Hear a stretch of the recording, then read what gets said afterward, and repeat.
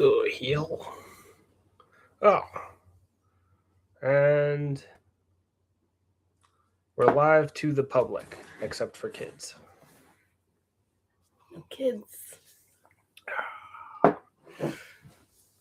We're live and in love. That's us. Just the most loving married couple on all of YouTube. Benzie and Devin. Oh.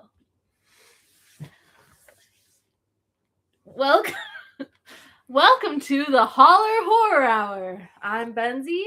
And I'm Devin. And we have some relationship horror in our stack today. We're going to be talking about Obsession. Oh. And, yeah. And Backrooms. Yeah, the movie.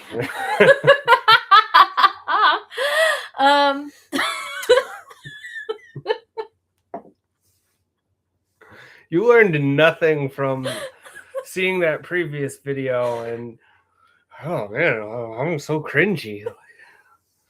Just right back at it. Don't kill the part of you that's cringe. Kill the part of you that cringes. That's what I'm trying to do. Okay. Whatever you say. You're the sane one. No, I've never said that. Reminder, our podcast is high spoilers. We don't leave out anything. So, if you care about that, watch the movie first. I mean, if you haven't seen them by now, like, what are you doing? What are you doing? These are the most sensational movies of our time. Highest theater money to budget ratio since E.T. in the 80s. Yeah, both of these movies beat out some pretty major blockbusters that came out around the same time. Brought up movie theater attendance back to pre-COVID numbers. Yeah. Which is insane. And looking up on a separate note, like Masters of the Universe. That was the real horror movie. Yeah. And looking up about that one, like a lot of people were talking that part of the reason the attendance was so low for that one is because, like, you know, Gen Z and below just does not know what Masters of the Universe is and does not give a shit about it. And so, like, you know, you weren't going to get people to come to theaters for that. You know what? We went to the theaters for it. I wish we hadn't. And it was a waste. Actually, it wasn't a waste I mean, of we time. didn't pay for it, so, you know, it's okay. Well, I'd say it wasn't a waste of time because we had so much fun shitting on it for like 3 hours afterwards. Yeah, there's a lot in there of like how, speaking of cringe, like how not to make a movie, I'd say. Yeah. But we don't talk about movies like that on this podcast. Well, I think it actually does play well with like something in Backrooms and Obsession, where there are things about both of those movies that there's a touch of absurdity in both of those, where like there is some major goofy shit that, like, you know, if you're not into the movie, like it's cringy and weird. Like Backrooms is a movie about like literally just office spaces and shit, just weird office spaces. And it's definitely one where if you don't get it, like there's a lot about it that's very like cringy in how it's trying to be like strange and absurd. And then Obsession definitely has like, I felt a humor touch to certain bits of it that mixed in with the horror. So like they both just had a lot of things going on with them that were, you know, definitely in the absurdist category, but they both took themselves seriously enough in the right places that it didn't break the world. The jokes that they wanted to tell like landed reasonably well, whereas He-Man just seemed so embarrassed to be on screen. It does what I would do, which is just like keep making self-effacing or defacing like jokes, because you're just terribly uncomfortable to be there, and like it shows. You look like you're uncomfortable to be on screen. I saw this meme I thought was pretty funny, and it was like old horror monsters and killer clowns, new horror empty room. Yeah. I thought it was funny. Yeah, no, I mean it definitely inspires some thoughts. It brings up like Skinamarink too. Did we do an episode on Skinamarink? I believe so.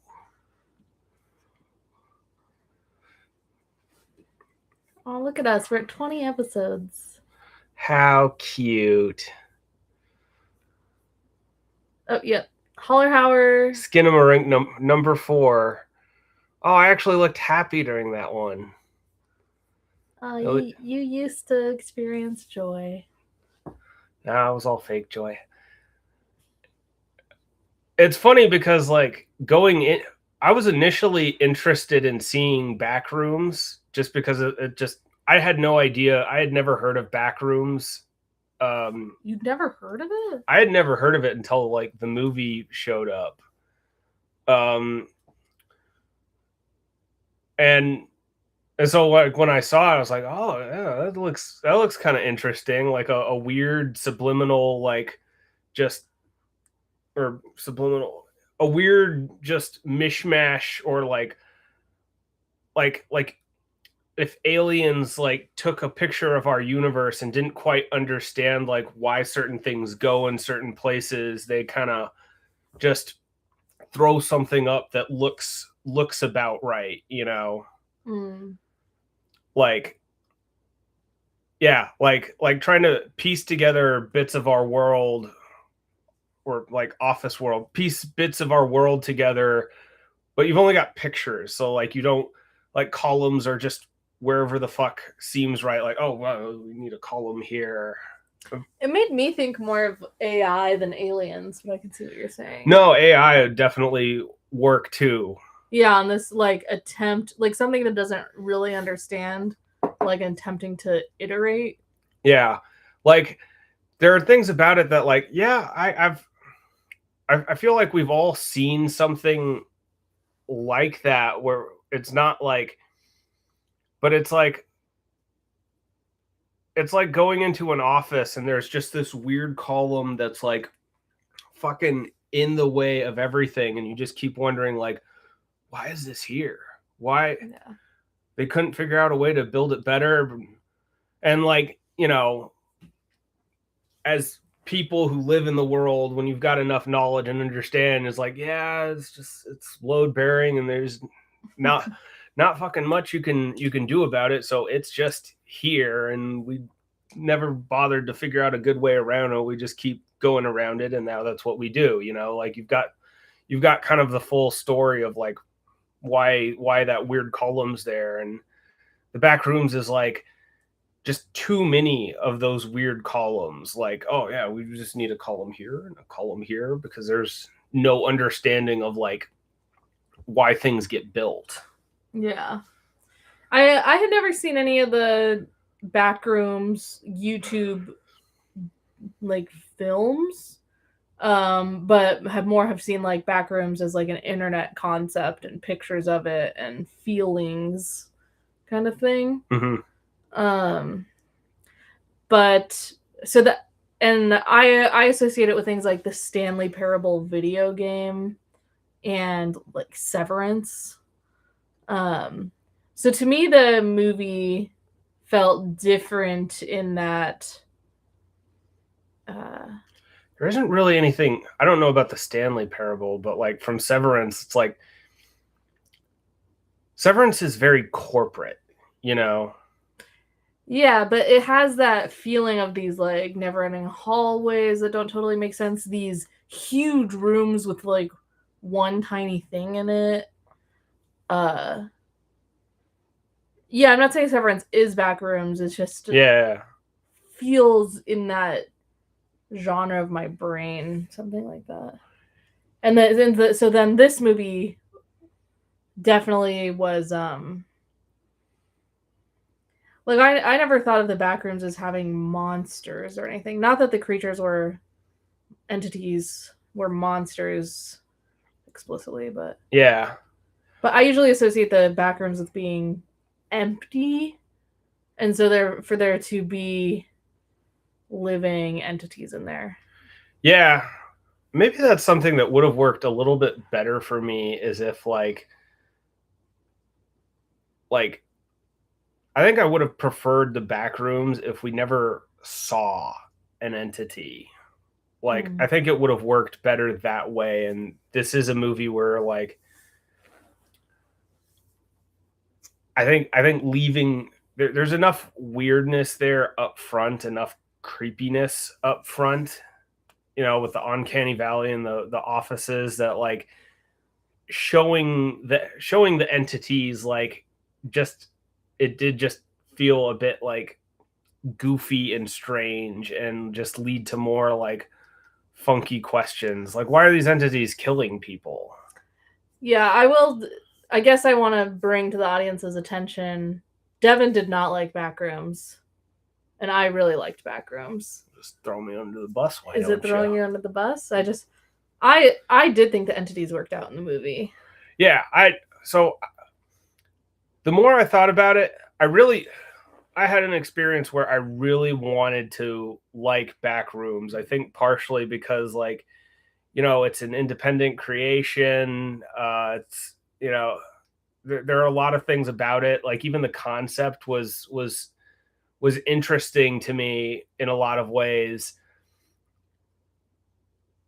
But the more I thought about it, the more I realized there are things about it that just kind of don't work for me, and it does just have more of a feeling of less of, like, well done absurdism, and more just like, we're doing absurdist stuff because so that way we can do whatever we want, and it doesn't have to makes any kind of sense at all. And if, like, you have a problem with it not making sense, then that's a you problem, which just kind of leaves me with, like, a nonsensical movie and questions, like very obvious questions that, like, had ways that they could have been poked at that would have satisfied me, but they weren't, because they needed the story to just kind of work. So, Besides the electrician box, because to me the movie makes sense, and like I guess, like, I feel, which you can also talk about the electrician box. I don't want to trigger you. I know you're passionate about. So the electrician box, the electrical panel. There's a scene in the movie where Clark runs a store. His store is having, like, weird electrical issues, so he has an electrician come over, and they look at the electrical panel, and they see these two weird switches that are stuck in diagonally, and they're red on, like, the rest of them that are black. And the scene really frustrated me, especially when I thought about it more and more. Like there is no way that electrician is looking at that and just saying, like, oh, that's weird, and then just leaving. There's no way that electrician isn't, like, removing that panel to look at what's underneath. Yeah, I agree with you that scene shouldn't have been in the movie. Clark should have just looked at it. He doesn't know anything about electricity. We could have seen that it was weird, Yeah, and I could have dealt with that, because I could accept that Clark is not the sort of person that would do that. And, like, even if I had that initial problem, like, I could talk myself away from that, because, like, if you're not savvy with electricity at all, like, you're probably not going to take the panel off. But an electrician, there's no universe where an electrician sees these two weird switches, says there's no way those could be connected to anything, because that's absolutely not true. They could be connected to something. You don't know until you look behind that panel, and seeing those two weird switches, it definitely trigger me. And I'm not an electrician, but I know how switches work. I know what a circuit panel is. It'd trigger me like, oh fuck, what the hell is going on back here? This has fire hazard written all over it. This is a problem. Like, yeah. And if I'm an electrician, I'm looking at this like, well, this is a fire hazard, so you have a big problem here, bud, and you need to figure out what you're going to do with it. So ethically, like, I'd want to say something like that. I certainly wouldn't say like, there's no way this could be connected to anything, because it absolutely could be. And B, like, there would be a lot of money in fixing whatever the fuck is back there. Like, there's all kinds of whack ass DIY projects, and an electrician, like, even back then before YouTube, where any idiot who browses YouTube and sees like home inspection shorts, like today, could recognize that, like, yeah, electrician would definitely pull that panel. I do wonder that, because that scene impacted you a lot. Like, you talked about it for like days after the movie. You were I'm like, still talking about it. I'm still can't stop thinking about that scene, you know? I am wondering how much that impacted your entire rest of watching the movie. Well, because it highlighted other things that bothered me. It highlighted things like the fact that they didn't play with like the walls. They didn't check like, well, what's on the other side of this wall, like physically on our side of the universe. Like, can we break through walls on that side of the universe? What happens if I, like, break through this wall? Like, can I open this doorway wider? Like, they didn't. I guess I was just annoyed that, like, we're just wandering these hallways looking around, and we're not testing out any of the shit in here to see, like, what is this? What does it do? Is it even real wood? Like, well, Clark didn't want to investigate that stuff. But those are like basic things that, like, anyone could do. But I don't think anyone would be inspired to do. But, like, why inspired to do that, but you're still wandering these hallways? And I guess, like, the bigger thing for me is that, like, there's that the electrician thing, like, breaks the world in a big way for me. But then it, like, there's all kinds of, like, uncanny valley bits about the characters too. Like, the characters feel like something produced from the Backrooms, and they aren't. They were written. Like the therapist, feels like a character out of the Backrooms. Clark feels like a character out of the Backrooms. Like, and then what do you mean? I don't agree with you off the bat, so I want to understand what you mean by that. I guess like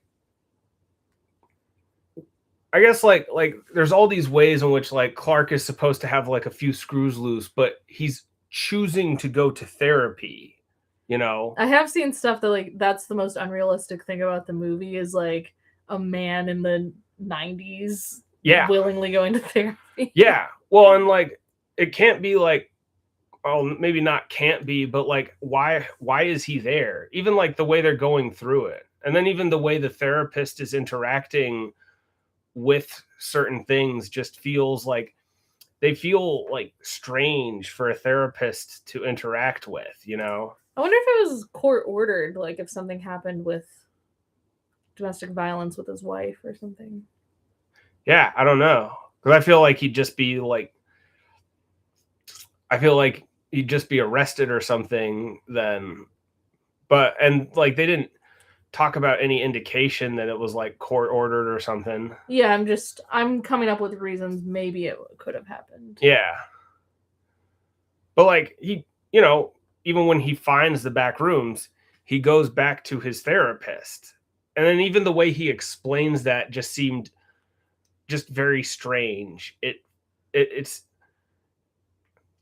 felt like just incoherent babblery, like he's just showing up here and then like, oh, I'm gonna hijack this person because they have a camera. Like cameras weren't that rare even in the 90s. Like, well, I do think it's implied that he's completely broke. yeah, but he still runs a business. Yeah, it's still a camcorder might not have been like that cheap of an item as it could be now. Yeah, maybe. I don't know. There's just a bunch of little things that just seem like I don't understand why he's obsessed with the Backrooms. I don't understand like why he wants to like stay in the Backrooms. Like I get to an extent like this place is fucking weird. Like what the fuck is this?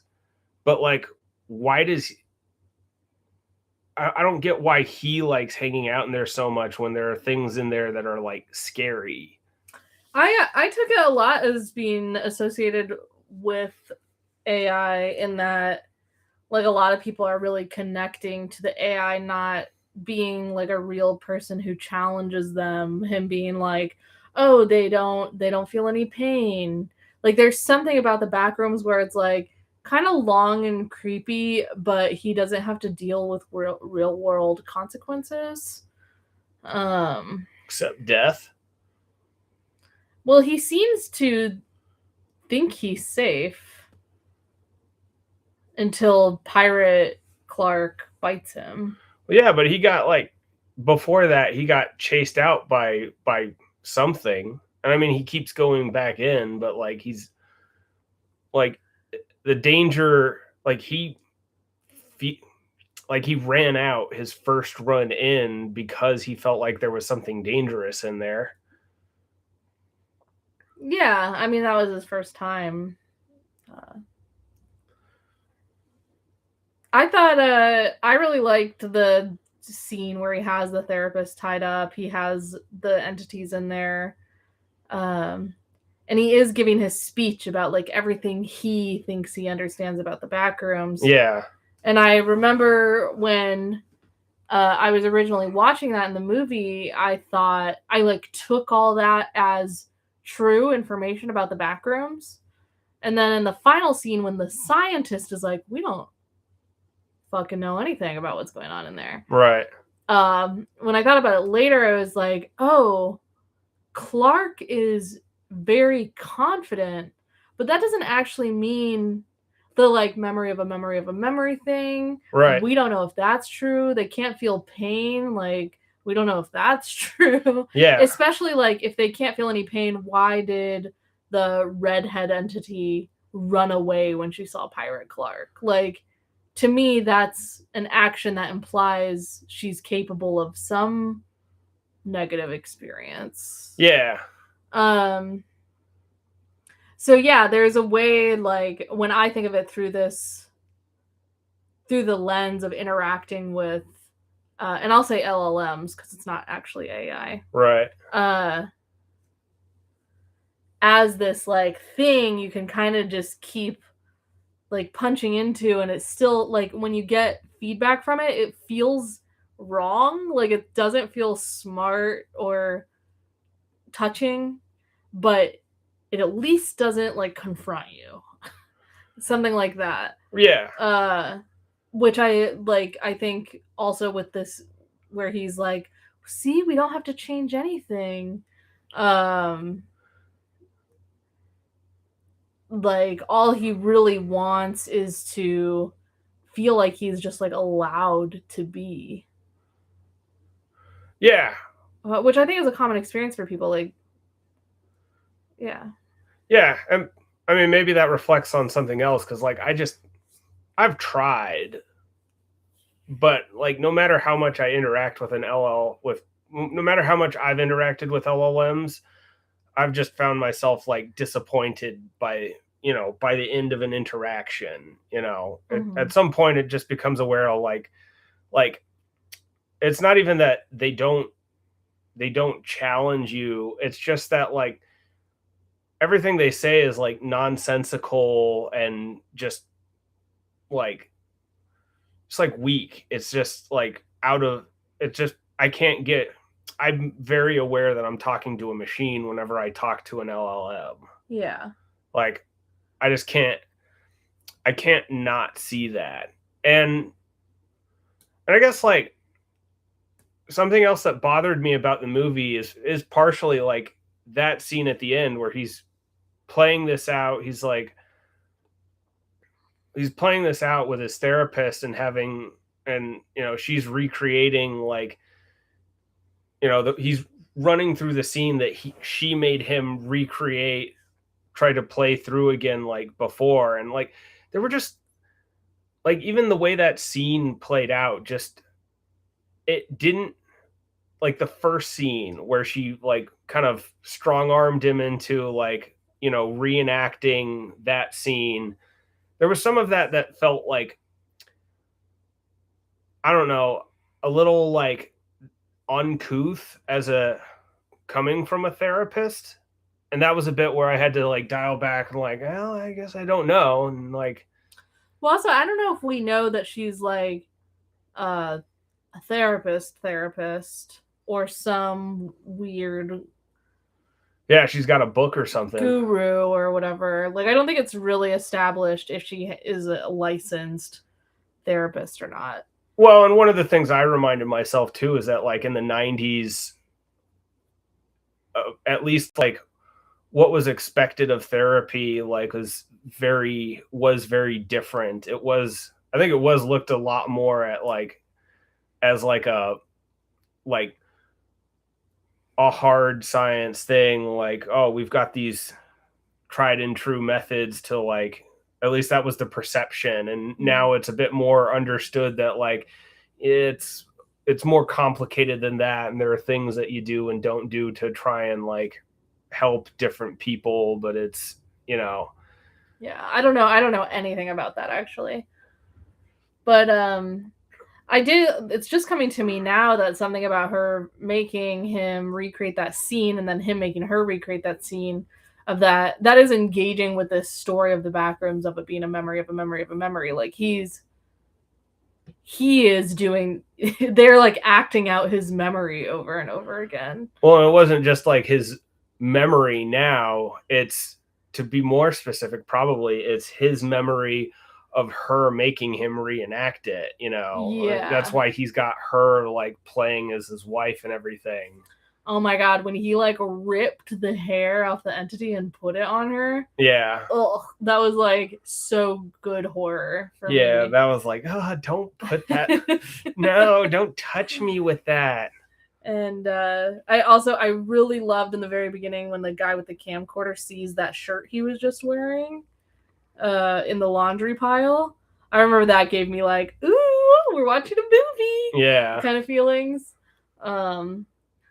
I really liked when they were going from the therapist's childhood home and like sliding down into the rooms, changing. Oh, those bits didn't do anything for me. Really? I loved that part. Those bits really just made me, I think part of the other bit too that checked me out with Backrooms is, because a lot of this has just been me like asserting specific reasons why something didn't work or not work for me. And like the overall reason is it just gave me the vibes of like really wanting me to take it seriously artistically. Like it gave me the vibes of like really wanting to like say something profound. And so like scenes like that actually like took me out of it because it felt a little too much like okay, you're trying to be artsy now. How dare they? I mean, I understand you don't like it. No, like you wouldn't like that either. Like if somebody's trying to be artsy with you and it's not resonating, like it just comes off as like, oh, you're just pretentious. It's just different because it did resonate. Yeah. When I watched it. Yeah. I'm just saying like that didn't work for me. Yeah. It came off as just trying too hard, and like I didn't get it. And like it was a bit funky too, to like every so often like just, oh, we're following her and she's watching her, I guess, her childhood house get torn down, and then like just we're just in memories that she's been having of whatever. Yeah. Yeah. I just there I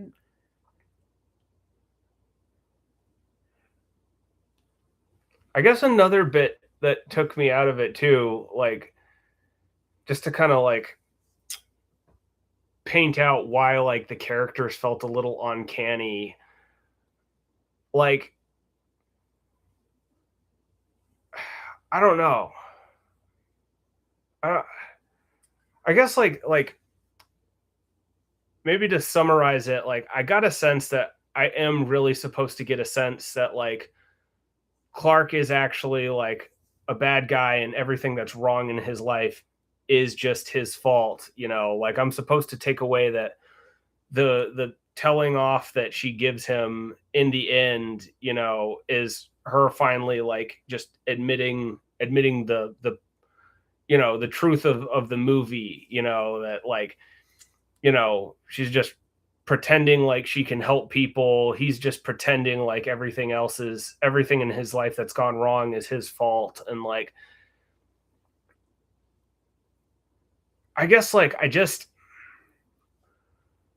some of that I had a hard time resonating with it, like when directed at Clark, because it's like it just felt like I'm supposed to accept that as a conclusion of the movie.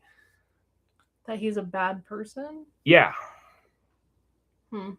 I mean, he had a history of like being an alcoholic, but like I don't know. Like there were other things where it's like he's resentful of how his life turned out, and like, was it his fault?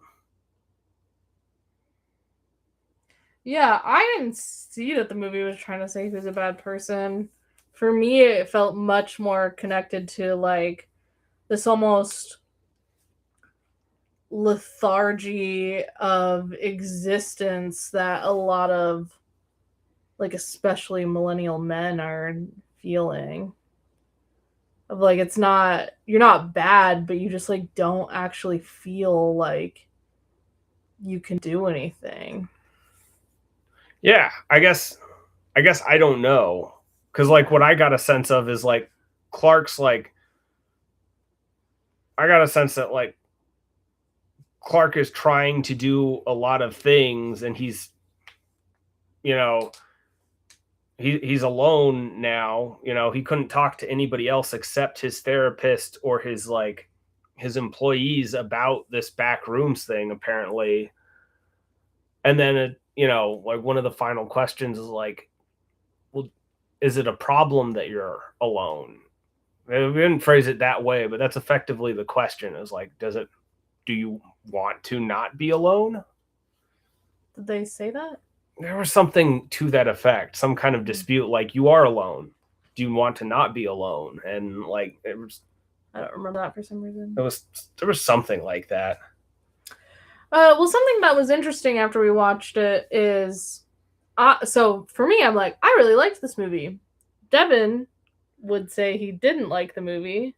Right? Well, I think I slowly came to the conclusion that this, like, I don't like this movie. I wanted to like it because of the concept and the indie creator, but at the end of the day, it's like this movie just didn't do anything for me. But when we went to lunch afterwards, we both said it was a 7 out of 10. Well, because I was still coming down to the fact that like I just don't think I liked it. So what do you give it now? I'd probably give it now like probably a 5. Okay. All right. Well, I'm going to talk about a few more things I liked about it. Or is there anything you liked about it? I mean, like I said, I did like the concept. I did like the concept of like investigating like these back rooms, and like, what are all the different rooms. I thought like the all of the different rooms like was like kind of cool. And seeing the ways in which like things could shift, or like the different rooms that they came up where it is just like weird uncanny valley of places that like you actually could imagine places like that like popping up in real life. Yeah. So yeah, I liked that. And I did like I liked the employee and her boyfriend. Oh, yeah. They were my two favorite characters for sure. I felt like they did a good job with how much time was spent going in and out of the back rooms. Like, it felt like the appropriate amount of time for that. And that they didn't bring in too many people into the back rooms at the same time, something like that. Yeah. Like, even the 3 people back there was pretty short-lived. I loved the scene where the therapist is like climbing up the on all fours the stairs with the giant drop of like rooms around her. Yeah. And like when she opens that door and it just like falls on her, like that made me jump in the theater. And also the really cool shot where there's the like neighborhood of front doors only. I really liked that shot. The first jump scare of the like cardboard cutout I thought was great. And the filming of the Pirate Clark commercial was really fun. And then the Pirate Clark entity, which was really the kind of the weirdest entity in a way. Yeah, I guess so. Yeah.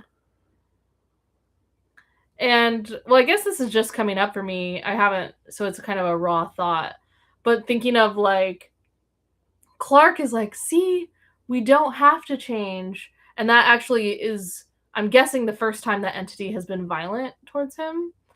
Because he seemed really safe with it. Yeah. And then it was like, why would the entity chase the therapist unless for some reason that is the part of Clark that does want to change or something like that? I told you that before. Did you? Oh, yes. Sorry. I didn't mean. I guess I don't remember you saying that. Well, I believe you. I mentioned before that like, oh, maybe the pirate kills like Clark. Maybe that pirate Clark kills Clark because he is dismayed at Clark's conclusion that like we don't have to change, we can stay exactly the same way. Like, no, I don't want that die.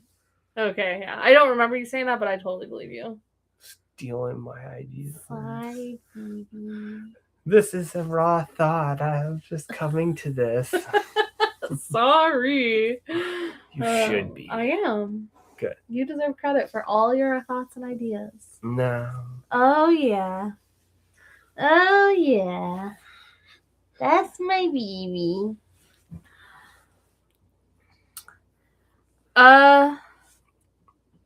Yep, I really, like I said, 7 out of 10, but I really liked it as far as a summer horror film. Yeah, I think it was okay for like a summer horror film. Like I would go and watch this. I think if I had fewer expectations, it's where I got afraid was when I heard that it was like based on a YouTube series. I was like, oh, is this going to be like Skinamarink? Is this going to be like Skinamarink? Yeah. But like, I think it was definitely a lot better than Skinamarink. Like I was not bored. I was interested and I was entertained. So I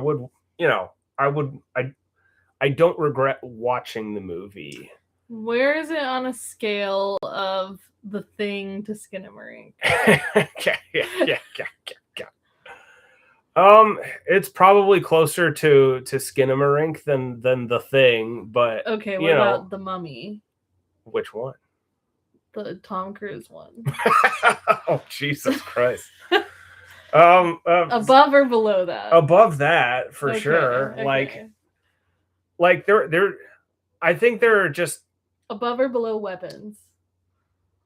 put it above Weapons. Okay. Actually, Weapons had a lot going. It's probably overall, taking the whole thing into account, it's probably about on par with Weapons, somewhere in there. Weapons has a lot more that's like, I think, structurally good with it, even if there's still a lot about it that just left me like kind of dissatisfied and scratching my head.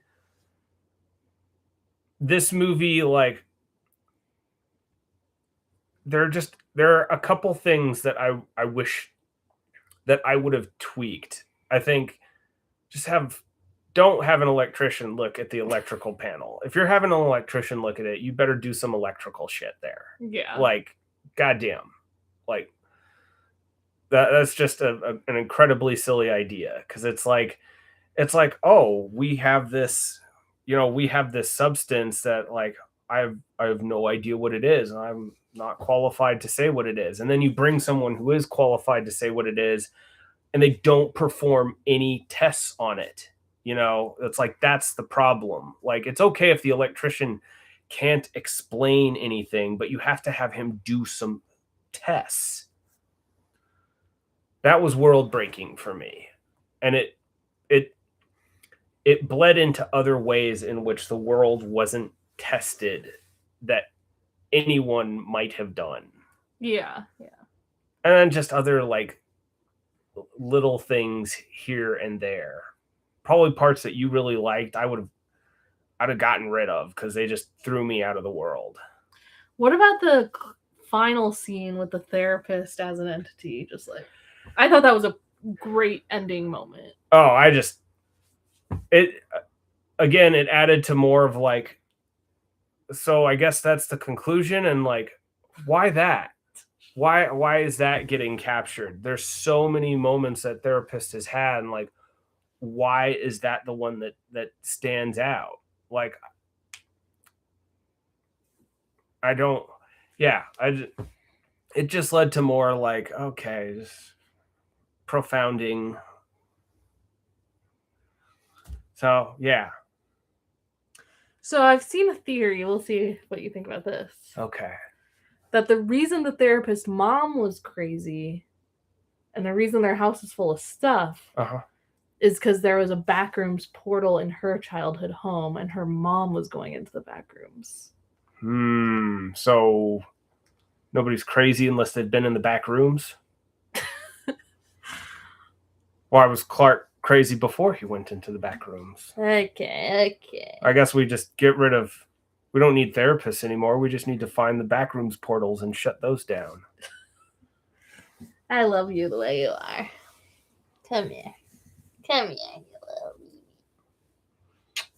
baby. Well, I kind of... we were going to talk about Obsession, but I kind of think we need more time to talk about it. Yeah. Especially because the uncut version is coming out in 3 days, so... Yeah, that would be a good refresher. Rewatch it and talk about Obsession.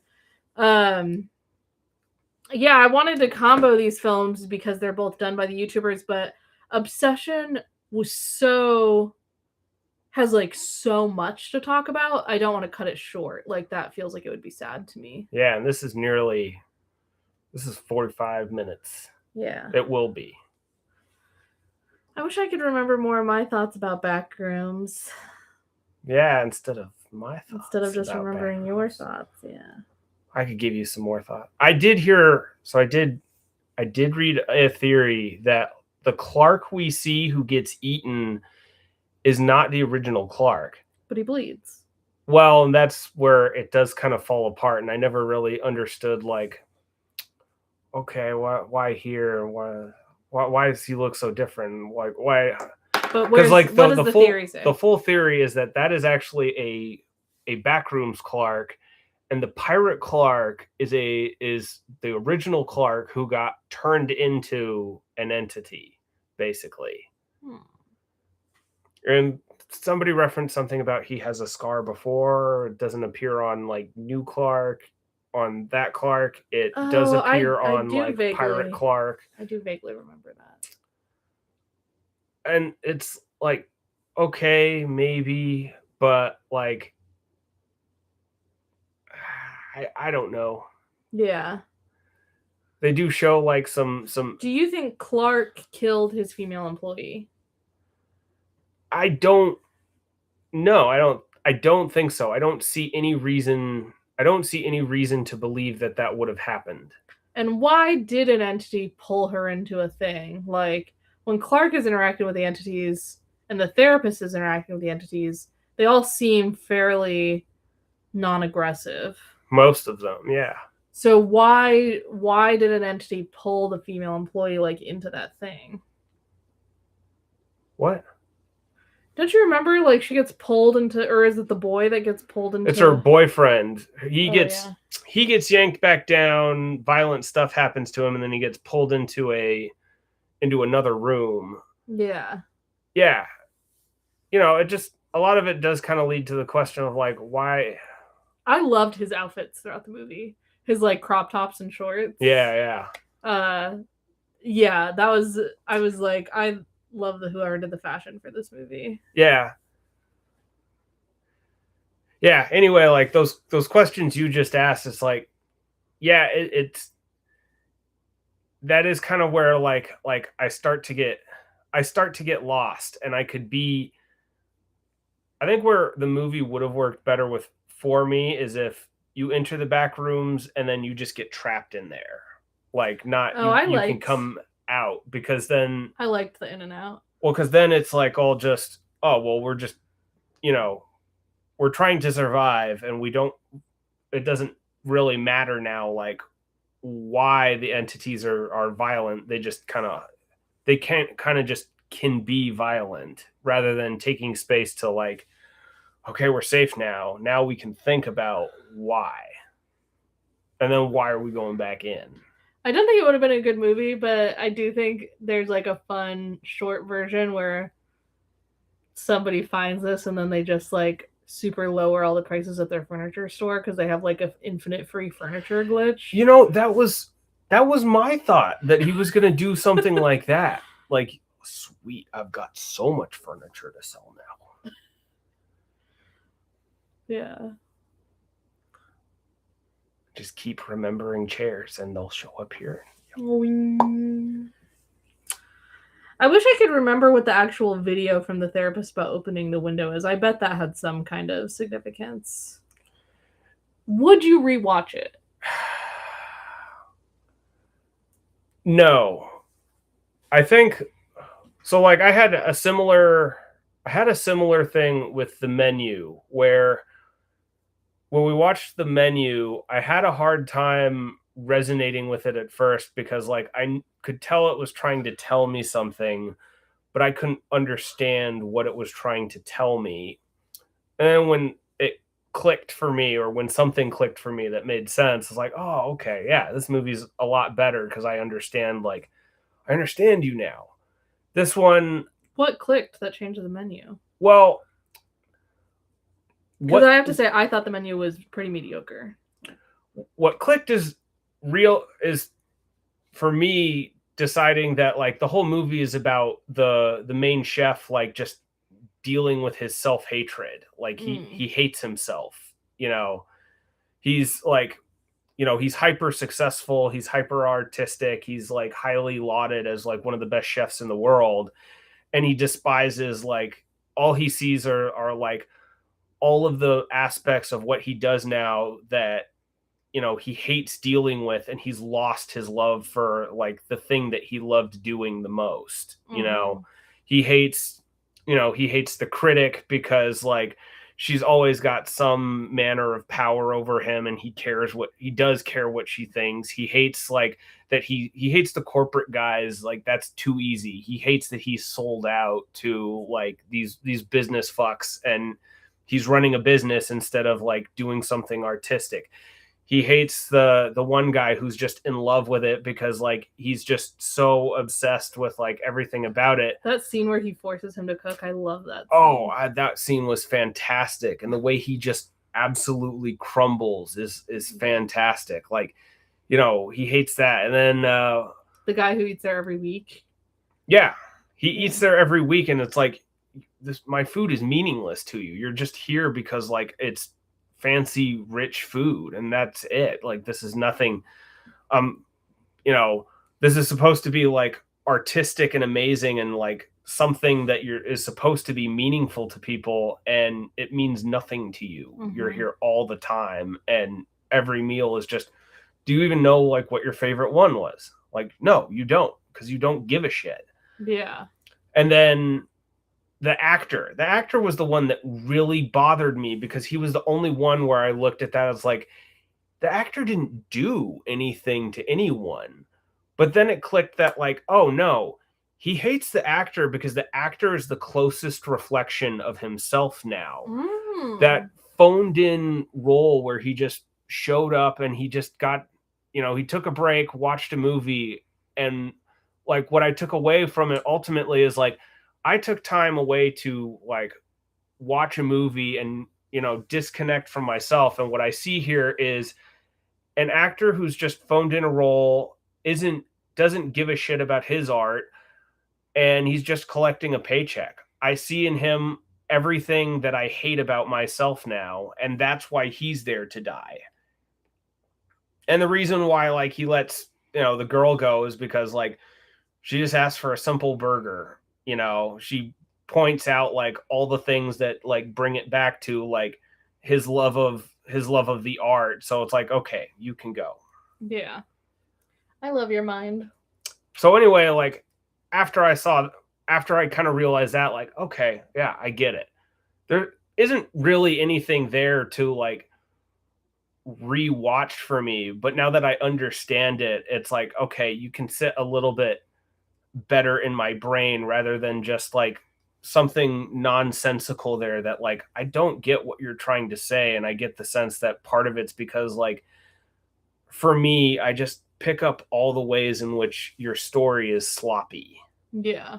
With the Backrooms. And from what I've understood, that's not entirely like the director's fault. The guy who's like, you know, getting a lot of credit for it. Like, you know, there were some other writers that like worked on this thing and did some things, and like, so there may have been like some other kind of disconnect there with like, you know, what the director wanted to do versus what the writers wanted to do versus whatever somebody else wanted to do. Well, because there was also a thing of he worked with a studio, even though A24 is a good studio. Yeah. Curry Barker specifically decided to not work with a studio. Yeah. And there just are cost to working with a studio. Yeah, you got other people sticking their fingers into your work. And look, this is where like I had some conflict over like, should I just automatically like the Backrooms because it supports an indie creator, and we need, you know, at least the idea and some of the spirit behind this, I think would be good in general. You know, more people who are making things that they like to make, you know, or that they have an idea for and that they're interested in doing. But the ideas have to be good, or I'm still in the audience left with a movie that like just didn't do it for me. I do have some interest in watching the Backrooms content on YouTube and seeing what it's like. I tried watching some of it, and maybe just this one particular video I saw didn't do it for me, but it was like an explanation on how electricity works in the Backrooms, which is like, you know, they can't explain how electricity works in the Backrooms, which is also where like I think a lot of it falls flat for me, because it's like, okay, you're constructing this world and you're just giving yourself permission to like not make any of it make sense, which like can work in some amount for me, but after a while it's like, nah, you gotta you got to figure out some rules because I can see the puppeteers behind, and you're just giving yourself permission to like not do a good job because that's the story you've created. Yeah, it makes me think of hopefully in a non-offensive way when we were in a writing group and somebody asked you to check on their like sci-fi electricity system or like power system, and you were like, "This just isn't how power works." Well, and you don't need to go into the detail of that, but it's just like people creating worlds sometimes don't even realize what they don't know. Yeah, like there are certain ways in which certain things just, well, or like maybe the better analogy, which is maybe more relevant given like some of the conversation before we watched Backrooms, but it's like Neil deGrasse Tyson pointing things out that just wouldn't work in certain movies, like directors, that's not their bag. That's but directors like James Cameron like hear Neil deGrasse Tyson say like you got the night sky wrong in this in Titanic, and he hears it as like, well, fuck you, Neil, I'll fucking change that. There, now it's right. Or whoever made Master of the Universe being like, who are the most empathetic people on Earth? the HR department. Oh my God. The real problem with that, again, wasn't even like HR people, it's the corporate speak. It's the corporate speak to try and be empathetic. It's like nobody reads that as empathetic. Well, and just that it was so weird because it feels like the movie acknowledges HR corporate speak sucks and isn't actually empathetic, but then they try to like frame He-Man as like he's so good at feelings. He's in HR. Well, and like it'd be good if like some of his expressions of empathy were like good at all. Legit. Yeah, good. But all he does is boilerplate talk.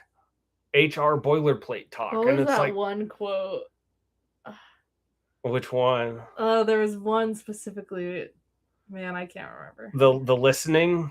Yeah. Maybe you're doing a lot of talking and not a lot of listening or something. Yeah, something like that. Yeah.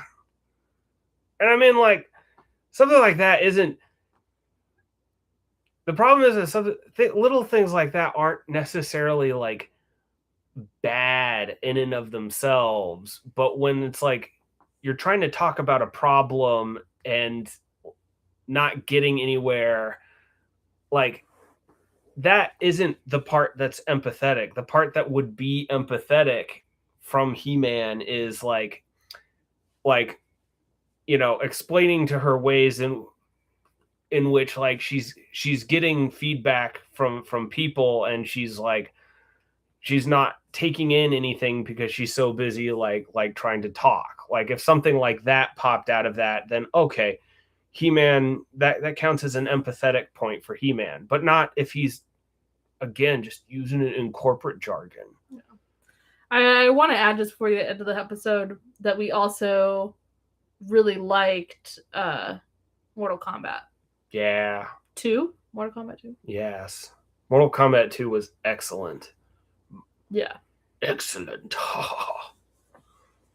You don't get that reference. I won't. Well, thank you guys for joining us for the Holler Horror Hour. Also coming hopefully in the near future is we might play a horror video game together, because this channel was never supposed to be only focused on movies. So was there a specific game you were thinking? What the hell was it called? I don't remember what it was called, but I think I sent you a video game that I was interested to play through with you. Yeah. It's like single player, but it's the game is that like something's happened with the sun, so everybody has to stay indoors. Nighttime is the only time where it's safe to travel, and like people will come to your door looking for refuge with you, and you have to decide if you want to let them stay or tell them to take a hike. Cool. When I like trading off single player too, because I get tired playing video games. So yeah. Anyways, hopefully you join us for that. Like, comment, and subscribe. And tell us why you thought Backrooms was the movie of the summer. Or the worst movie ever. And those are the only two options. No nuance allowed. I'll accept mediocre. Ciao. Goodbye.